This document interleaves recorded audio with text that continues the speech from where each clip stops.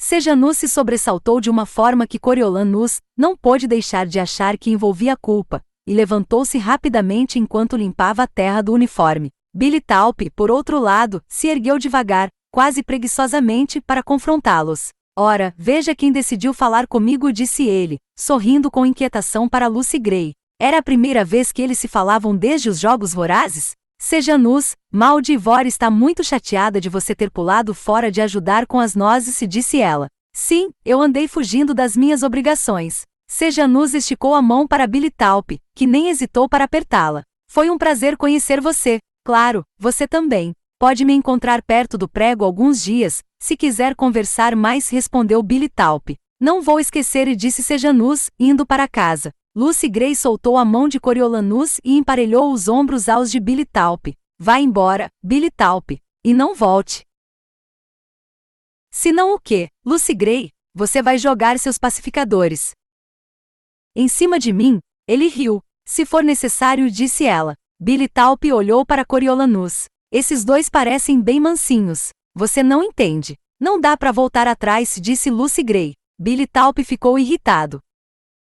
Você sabe que não tentei te matar. Eu sei que você ainda está andando com a garota que tentou, respondeu Lucy Gray. Soube que você se sente muito confortável na casa do prefeito. E quem foi que me mandou lá, eu me pergunto. Fico doente de ver como você está manipulando as crianças. Pobre Lucy Gray. Pobre ovelhinha, debochou ele. Elas não são burras. Querem que você vá embora também, disse ela com desprezo na voz. Bilitalp esticou a mão, segurou o pulso dela e a puxou para perto. E para onde exatamente eu devo ir? Antes que Coriolanus pudesse interferir, Lucy Gray enfiou os dentes na mão de Bilitalp, fazendo-o dar um gritinho e a soltar. Ele olhou de cara feia para Coriolanus, que tinha se aproximado dela de forma protetora. Você não me parece muito solitária. Esse é seu homem maravilhoso da capital? O que veio atrás de você até aqui? Ele tem algumas surpresas esperando. Eu já sei tudo sobre você. Coriolanus não sabia,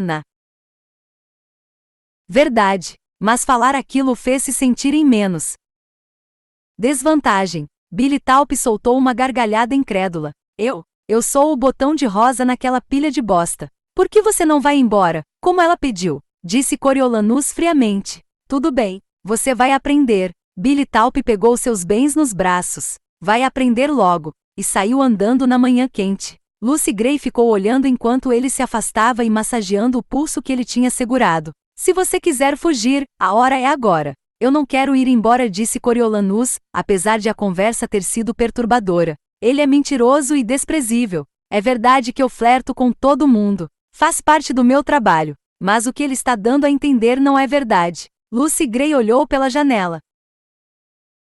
E se fosse? E se fosse isso ou deixar Maldivor e passar fome? Nenhum de nós teria deixado isso acontecer, custasse o que custasse. Só que ele tem regras diferentes para si mesmo e para mim, como sempre. A mesma coisa que torna ele vítima faz de mim um lixo. Isso trouxe de volta lembranças perturbadoras da conversa com Tigris, e Coriolanus mudou de assunto rapidamente. Ele está com a filha do prefeito agora? É assim que as coisas estão. Eu o mandei lá para ganhar um dinheiro dando aulas de piano, e, logo em seguida, o pai dela chamou meu nome na colheita e disse Lucy Gray. Não sei o que ela disse para ele. O prefeito ficaria furioso se soubesse que a filha anda com Bilitalp. Bom, eu sobrevivi à capital, mas não para voltar para mais do mesmo. Algo no jeito dela, na consternação intensa, convenceu Coriolanus. Ele tocou o braço dela. Faça uma vida nova, então. Lucy Gray entrelaçou os dedos nos dele. Uma vida nova. Com você. Mas havia uma nuvem pairando sobre ela. Coriolanus a cutucou de leve. A gente não tem que ordenhar uma cabra? O rosto dela relaxou. Temos? Ela o levou para dentro de casa, mas descobriu que Maldivor tinha levado Sejanus lá para fora para ensiná-lo a tirar leite de chamus. Ele não tinha como negar. Estava em maus lençóis por ter conversado com o inimigo, disse Barba Azul. Ela tirou uma panela de leite frio da geladeira velha, botou na mesa e deu uma examinada. Claire Carmine pegou um pote de vidro de uma prateleira, com uma espécie de dispositivo em cima. Uma manivela presa na tampa parecia mover pequenas pás dentro do pote. O que você está fazendo aí? Perguntou Coriolanus. Trabalho de corno. Barba Azul riu. Tentando juntar nata suficiente para a gente poder fazer manteiga. Só que leite de cabra.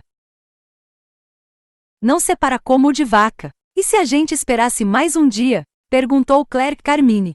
Pode ser. Barba Azul botou a panela na geladeira. Nós prometemos a Mal de Ivory que íamos tentar. Ela é doida por manteiga. Amber fez o batedor para ela de aniversário. Acho que vamos ter que dar um jeito, disse Lucy Gray. Coriolanus mexeu na manivela. Então você... Teoricamente, quando temos nata suficiente, nós giramos a manivela e as pás batem até virar manteiga, explicou Lucy Gray. Bom, foi o que nos disseram, pelo menos. Parece trabalhoso. Coriolanus lembrou das belas e uniformes fatias de manteiga que ele comera no buffet no dia da colheita, sem parar para pensar um minuto de onde tinham vindo. É mesmo, mas vai valer a pena se funcionar. Mal de Ivory não dorme direito desde que me levaram. Ela parece bem durante o dia, mas acorda gritando à noite, confidenciou Lucy Gray. Estou tentando dar uma alegrada nela.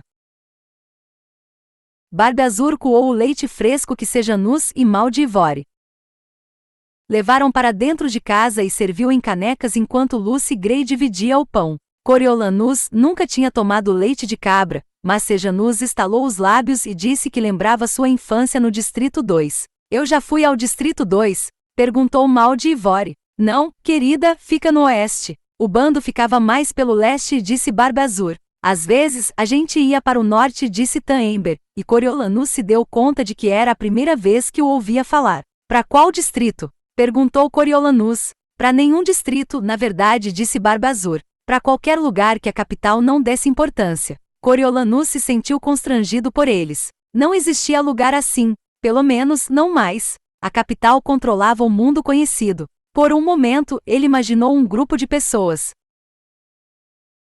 com peles de animais selvagens sobrevivendo como dava em uma caverna por aí. Ele achava que uma coisa assim podia acontecer, mas essa vida seria um degrau abaixo até dos distritos. Quase não seria humana. Todo mundo deve ter sido expulso, como nós, se disse Clerk Carmine. Barba Azul abriu um sorriso triste. Duvido que a gente saiba algum dia. Tem mais? Ainda estou com fome, reclamou Mal de Ivory, mas o pão tinha acabado. Coma um pouco das nozes, disse Barba Azul. A gente vai ter comida no casamento. Para a consternação de Coriolanus, o bando tinha um trabalho à tarde. Eles iam tocar num casamento na cidade. Ele tinha esperanças de ficar a sós com Lucy Gray outra vez para uma conversa mais profunda sobre Billy Taupe, a história dela com ele, e por que ele estaria desenhando um mapa da base na Terra. Mas tudo teria que esperar, porque o bando começou a se preparar para o show assim que a louça foi lavada. Desculpe ter que mandar você embora tão rápido, mas é assim que ganhamos nosso pão. Lucy Gray levou Coriolanus e Sejanus até a porta. A filha do açougueiro vai casar e nós temos que causar uma boa impressão. Vai ter gente com dinheiro para nos contratar lá. Vocês podem esperar e ir com a gente até lá, mas isso pode fazer as pessoas começarem a fofocar, concluiu ele por ela, feliz de Lucy Gray ter sugerido primeiro. É melhor deixarmos entre nós mesmo. Quando posso te ver de novo? Quando você quiser, disse ela. Tenho a sensação de que seus horários são um pouco mais rígidos do que os meus. Vocês vão tocar no prego semana que vem? Perguntou ele. Se deixarem. Depois da confusão de ontem, eles combinaram que ele chegaria o mais cedo que pudesse para ter alguns minutos preciosos com ela antes do show. Tem um barracão que a gente usa, fica atrás do prego. Você pode nos encontrar lá. Se não houver show, pode vir direto para cá. Coriolanus esperou até ele e Sejanus estarem nas ruas desertas perto da base para abordar o assunto Billy Taupe. O que vocês dois tinham para conversar? Nada, disse Sejanus com desconforto. Só fofoca local. Que exigia um mapa da base. Sejanus parou na mesma hora. Você não deixa nada passar, né? Me lembro disso da escola. De ver você observando outras pessoas, fingindo que não estava fazendo nada, e escolhendo com cuidado os momentos em que você falava alguma coisa. Estou falando agora, Sejanus. Por que você estava tendo uma conversa com ele com um mapa da base na Terra? O que ele é? Simpatizante dos rebeldes? Sejanus desviou o olhar e Coriolanus continuou. Que interesse ele pode ter na base da capital? Sejanus olhou para o chão por um minuto e falou. É a garota do enforcamento. A que prenderam outro dia. Liu, ela está presa lá. E os rebeldes querem resgatá-la. Insistiu Coriolanus. Não, só querem se comunicar com ela. Saber se está bem. Coriolanus tentou controlar a raiva.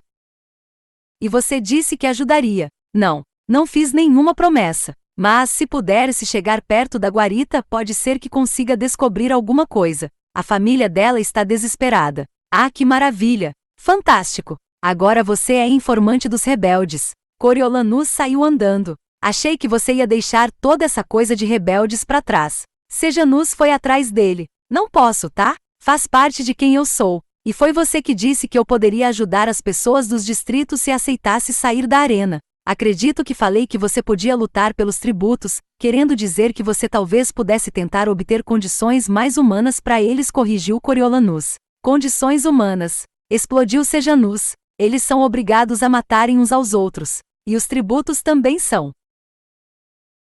dos distritos, por isso não vejo distinção. É uma coisinha de nada, Corio, dar uma olhada numa garota. Obviamente não é, disse Coriolanus. Não para Billy Talp, pelo menos. Por que ele apagou o mapa tão rápido? Porque ele sabe o que está pedindo. Sabe que está fazendo de você um cúmplice. E você sabe o que acontece com cúmplices? Eu só achei, não, Sejanus, você não está raciocinando. E, pior ainda, você está se juntando com gente que nem parece capaz de raciocinar direito. Billy Talp.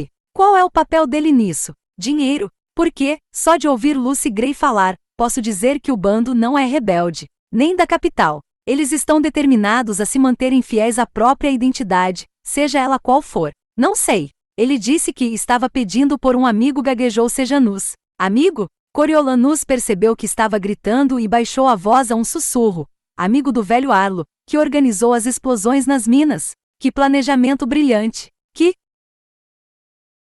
resultado ele podia estar esperando? Eles não têm recursos. Nada que os permitiria retomar a guerra. E, enquanto isso, eles se voltam contra o próprio povo deles, porque como as pessoas do 12 vão comer sem as minas? Não é como se eles estivessem cheios de opções. Que tipo de estratégia foi aquela? Uma estratégia desesperada. Mas olha em volta. Sejanus segurou o braço dele e o obrigou a parar. Quanto tempo você acha que eles conseguem continuar assim? Coriolanus sentiu uma onda de ódio ao se lembrar da guerra, da destruição que os rebeldes causaram na vida dele. Ele soltou o braço. Eles perderam a guerra. Uma guerra que eles iniciaram. Eles correram esse risco. Esse é o preço. Sejanus olhou ao redor, como sem saber que direção tomar, e se sentou em um muro quebrado no caminho. Coriolanus teve a sensação desagradável de que estava assumindo o papel do velho Strabo Plint na infinita discussão a respeito da lealdade de Sejanus. Ele não tinha escolhido aquilo. Por outro lado, se Sejanus se rebelasse ali, não dava para saber como terminaria. Coriolanus se sentou ao lado dele. Olha, eu acho que as coisas vão melhorar de verdade, mas não assim. Quando melhorar de modo geral, vai melhorar aqui, mas não se continuarem explodindo as minas. Isso só aumenta a contagem de corpos. Sejanus assentiu e eles ficaram sentados no mesmo lugar enquanto algumas crianças maltrapilhas passavam, chutando uma lata velha pela rua. Você acha que cometi traição? Ainda não, disse Coriolanus com um meio sorriso. Sejanus arrancou umas ervas daninhas crescendo pelo muro. Adra, Gaú acha. Meu pai foi falar com ela antes de procurar o reitor Igoboton e o comitê. Todo mundo sabe que quem manda é ela. Ele foi perguntar se eu poderia receber a chance que você teve, de se alistar nos pacificadores. Achei que era automático, disse Coriolanus. Quando se era expulso, como eu. Era a esperança do meu pai. Mas ela disse, não confunda as ações dos garotos. Uma estratégia equivocada não se compara a um ato de traição de apoio aos rebeldes. A voz dele foi tomada de amargura, e depois disso apareceu um cheque no laboratório, para os bestantes dela. Deve ter sido o bilhete para o distrito 12 mais caro da história. Coriolanus soltou um assobio baixo. Um ginásio e um laboratório. Pode dizer o que quiser, mas eu fiz mais pela reconstrução da capital do que o próprio presidente, brincou Sejanus sem muito ânimo. Você está certo, Coriolanus. Eu fui burro. De novo. E vou tomar mais cuidado no futuro. Seja lá o que estiver esperando por nós. Acho que vai ser mortadela frita. Bom, pode ir na frente, disse Sejanus, e eles continuaram a caminhada até a base. Os companheiros de quarto estavam saindo da cama quando eles voltaram. Sejanus levou poste para se exercitar, e Sorriso e Mosquitinho foram ver o que estava acontecendo na sala de recreação. Coriolanus planejava usar as horas até o jantar para estudar para a prova de candidatura oficial. mas sua conversa com Sejanus tinha plantado uma ideia na cabeça dele e cresceu rapidamente até apagar todo o resto. Adra, Gaú o defenderá. Bom, defender era uma palavra forte, mas tinha feito questão de deixar claro para Strabo Plint que Coriolanus era de uma classe totalmente diferente do seu filho delinquente. O crime de Coriolanus fora só uma estratégia equivocada, o que não parecia ser crime nenhum. Talvez ela não o tivesse banido completamente. Ela pareceu se dedicar à educação dele durante os jogos, tratá-lo diferente. Valeria a pena escrever para ela agora, só bom, ele não sabia o que esperava obter. Mas quem sabia mais para o futuro, quando ele talvez fosse um oficial de certa importância, se os caminhos deles não se cruzariam de novo, não faria mal nenhum escrever para ela. Já tinham tirado tudo o que ele valorizava. O pior que ela poderia fazer seria ignorá-lo. Coriolanus mordeu a caneta enquanto tentava organizar os pensamentos. Deveria começar com um pedido de desculpas. Por quê? Ela saberia que ele não lamentava ter tentado ganhar, só ter sido pego. Era melhor pular o pedido de desculpas. Ele podia contar sobre a vida na base, mas parecia mundano demais. As conversas deles tinham sido no mínimo engrandecedoras. Uma lição contínua, exclusivamente para o bem dele. De repente, ele se deu conta. O que devia fazer era continuar a lição. Onde eles tinham parado? Na redação sobre caos, controle, e qual era a terceira coisa? Ele sempre tinha dificuldade de lembrar. Sim, contrato. Aqui precisava do poder da capital. E assim, ele começou. Prezada Dra, Gaú, aconteceu muita coisa desde a nossa última conversa, mas todos os dias ela me ajuda. O Distrito 12 oferece um palco excelente para observar a batalha entre o caos e o controle acontecer, e como pacificador, tem um lugar na primeira fila. Ele decidiu discutir as coisas que testemunhara desde que havia chegado. A tensão palpável entre os cidadãos e as forças da capital, como ameaçou virar violência no enforcamento, como virou briga no prego. Lembrou-me da minha participação na arena. Uma coisa é falar sobre a natureza essencial dos humanos em teoria, outra bem diferente é pensar nela quando um punho acerta sua boca. Só que, desta vez, me senti mais preparado. Não estou convencido de que somos todos tão inerentemente violentos como você diz, mas é preciso bem pouco para essas feras se manifestarem, ao menos com a proteção da escuridão. Eu me pergunto quantos daqueles mineiros teriam dado um soco se a capital pudesse ver a cara deles. No sol de meio-dia do enforcamento, eles resmungaram, mas não ousaram lutar. Bem, é algo em que pensar enquanto meu lábio cicatriza. Ele acrescentou que não esperava que ela respondesse, mas desejava o melhor a ela. 2 páginas. Curto e doce. Sem exigir atenção abertamente. Sem pedir nada. Sem se desculpar. Ele dobrou a carta, colou o envelope e endereçou a ela, na cidadela. Para evitar perguntas, principalmente de Sejanus, ele foi botar diretamente na caixa de correio. É tudo ou nada, pensou ele. No jantar, a mortadela frita foi acompanhada de purê de maçã e pedaços gordurosos de batata, e ele comeu tudo na bandeja lotada com prazer. Depois da refeição, Sejanus o ajudou a estudar para a prova, mas foi reservado quanto ao seu próprio interesse nela. Só tem prova 3 vezes por ano, e uma delas vai ser na tarde de quarta, disse Coriolanus. A gente devia fazer, pelo menos para treinar. Não, eu ainda não levo jeito para essa coisa militar, mas acho que você vai passar, respondeu Sejanus. Mesmo que erre algumas coisas, vai acertar outras, e sua nota geral pode ser suficiente para se qualificar. Faz logo antes que você esqueça. Matemática. Ele tinha razão. Uma parte do que ele sabia de geometria já parecia meio enferrujada. Se você fosse oficial, talvez deixassem que treinasse para ser médico. Você era muito bom em ciências, disse Coriolanus, tentando entender o que podia estar passando pela cabeça de Sejanus depois da conversa deles. Ele precisava de uma coisa nova em que se concentrar. Depois você poderia, como você falou, ajudar gente. Isso é verdade. Sejanus pensou no assunto. Acho que vou conversar com os médicos na clínica para saber como eles chegaram lá. Na manhã seguinte, depois de uma noite de sonhos estranhos que oscilavam entre beijar Lucy Gray e alimentar os filhotes de serpente da Dra, Gaú, Coriolanus acrescentou seu nome na lista dos que fariam a prova. O oficial encarregado disse que ele seria dispensado oficialmente do treinamento, e isso por si só já pareceu incentivo para se inscrever, pois a semana prometia ser quente. Mas era mais do que isso. O calor sim, mas também o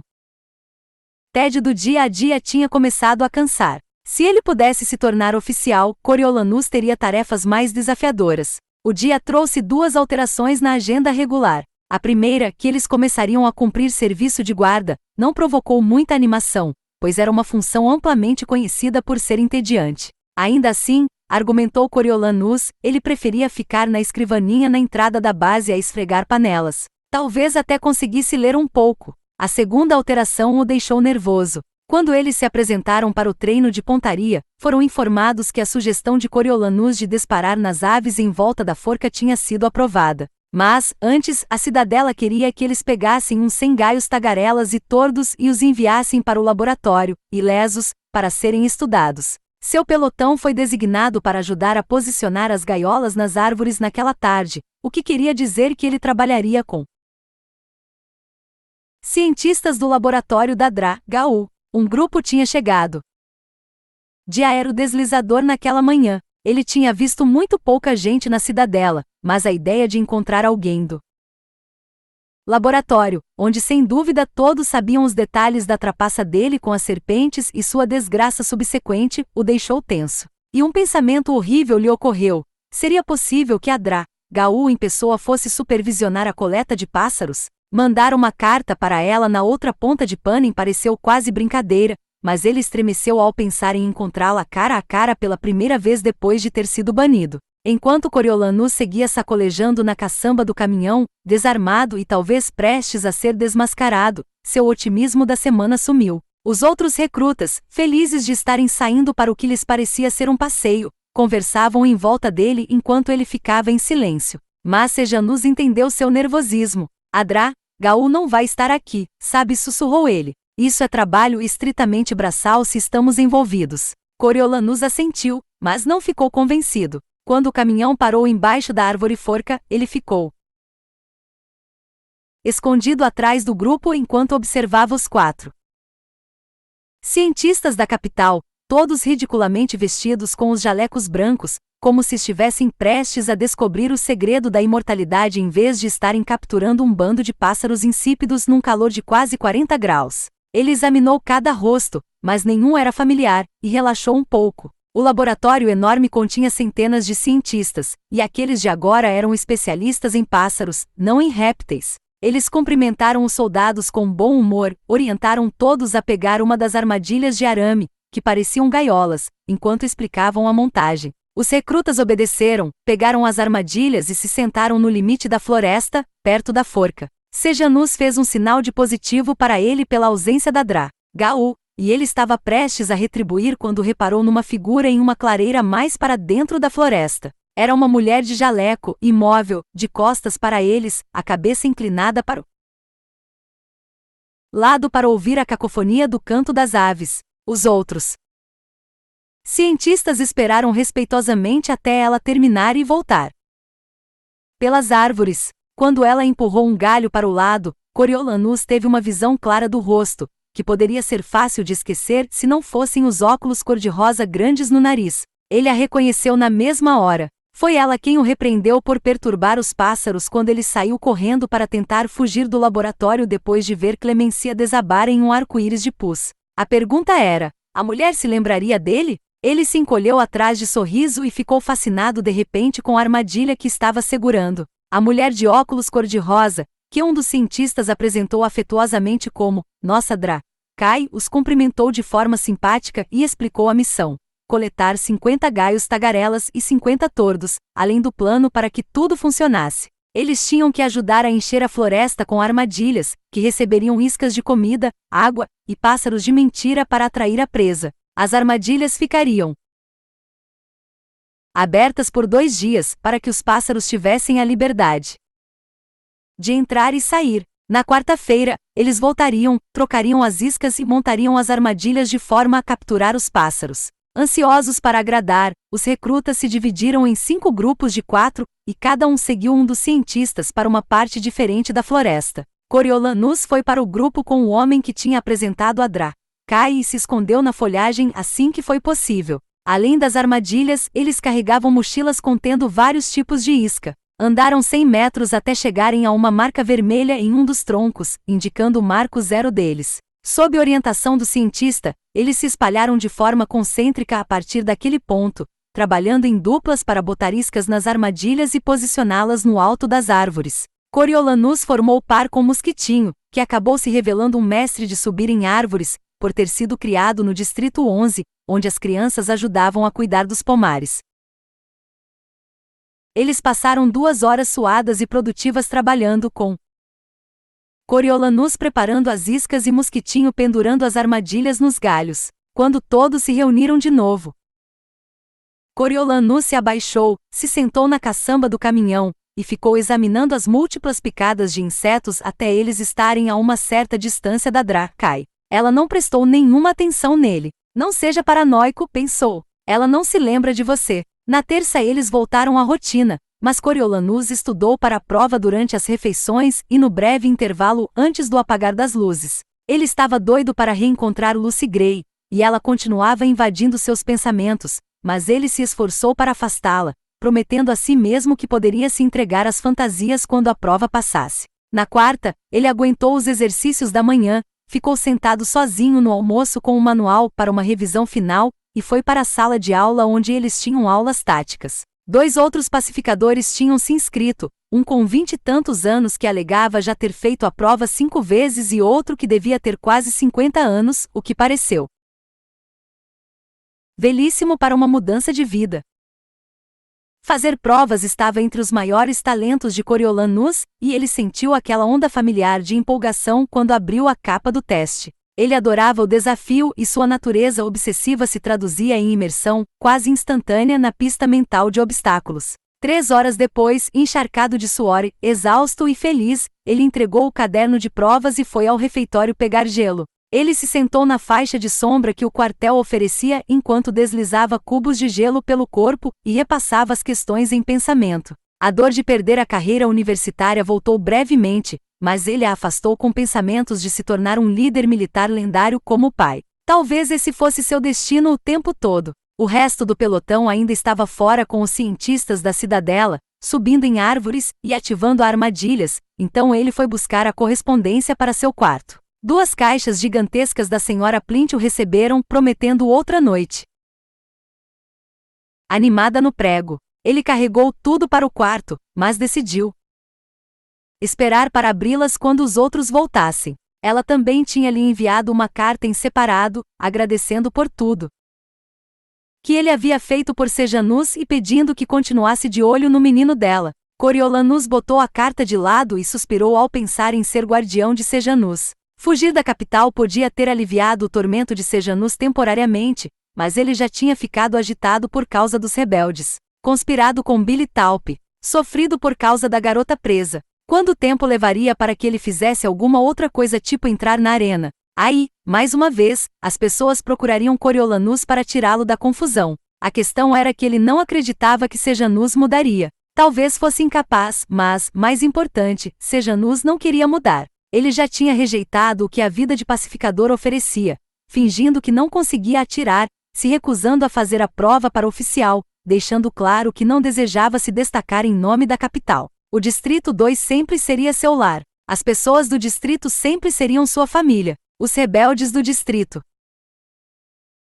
sempre teriam uma causa justa pela qual lutar, e seria o dever moral de Sejanus ajudá-los. Uma sensação de ameaça cresceu em Coriolanus. Tinha tentado ignorar o comportamento errôneo de Sejanus na capital, mas ali era diferente. Ali ele era visto como adulto, e as consequências das ações dele podiam significar vida ou morte. Se ele ajudasse os rebeldes, poderia se ver na frente de um pelotão de fuzilamento. O que estava passando na cabeça de Sejanus? Em um impulso, Coriolanus abriu o armário de Sejanus, tirou a caixa dele e colocou o conteúdo no chão com cuidado. Ali havia uma pilha de recordações, um pacote de chicletes e 3 frascos de remédio receitados por um médico da capital. 2 pareciam ser comprimidos para dormir e o terceiro era um frasco de morfináceo com um conta-gotas embutido na tampa, bem parecido com o que ele viu o reitor Igoboton usar em várias ocasiões. Ele sabia que Sejanus tinha sido medicado no colapso nervoso, a mãe dele tinha lhe contado isso, mas por que ele